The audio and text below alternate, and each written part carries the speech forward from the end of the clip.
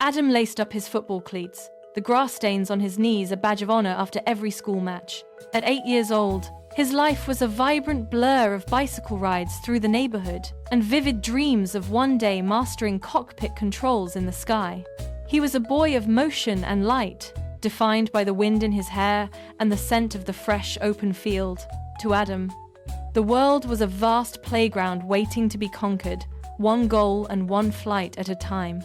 Then came the morning he could not lift his head from the pillow. His skin burned with a fever that refused to break, and his limbs felt like lead. His parents carried him to the clinic, their footsteps echoing through the silent, cold hallway. The doctor slid a clipboard onto the table, his face devoid of warmth. "It is leukemia," he said, his voice clipped and dry.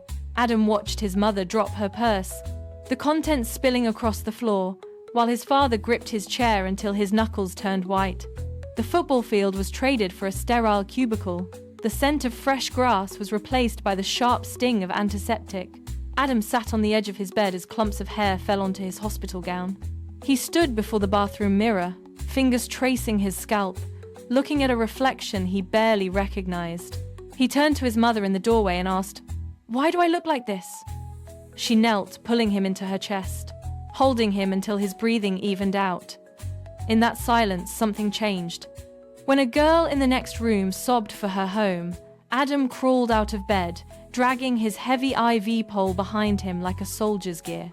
He pushed his favorite teddy bear into her small hands. "Hold this," he whispered softly.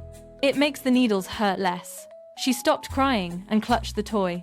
The nurses watched from the doorway, their eyes fixed on the small boy who navigated the ward like a captain on a ship, steering through the pain. Every afternoon he sat by the window watching the clouds, his hand resting on the glass. He was fighting a war inside his own blood, yet he saved his strength to hand out stickers to the newer patients. Adam was not just a patient, he was a lighthouse in a room of shadows. He proved that even when the body fails, the spirit can remain unbroken. His small gestures of kindness turned the cold hospital into a place of quiet, stubborn hope.